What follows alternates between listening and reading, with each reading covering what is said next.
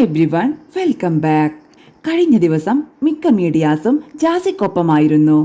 കാരണം ജാസി റമദാൻ പിറന്നപ്പോൾ സാരി മാറ്റി പർദ്ദ തിരിച്ചാണ് നടക്കുന്നത്.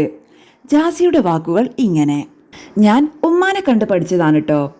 എൻ്റെ ഉമ്മ എന്ന് പറഞ്ഞാൽ ഫുൾ ടൈം നോമ്പ് നിസ്കാരമൊക്കെയുള്ള ആളാണ്.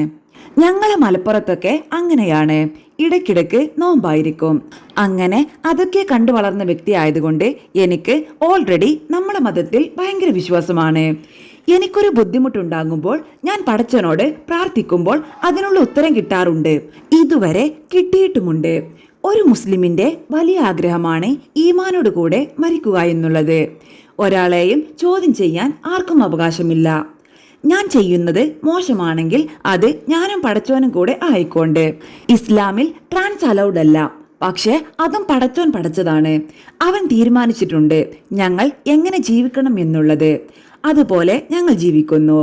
അല്ലെങ്കിൽ ഞാനൊരു ആണ് മാത്രമാണ് എങ്കിൽ സാരി ഉടുക്കാനുള്ള മനസ്സ് വരുമോ? ഞാൻ ഇങ്ങനെ ആവണം എന്ന് പ്രാർത്ഥിച്ചിട്ടല്ല പടച്ചോൻ എന്നെ പടച്ചിട്ടുള്ളത്. എല്ലാം അവന്റെ വിധിയാണ്.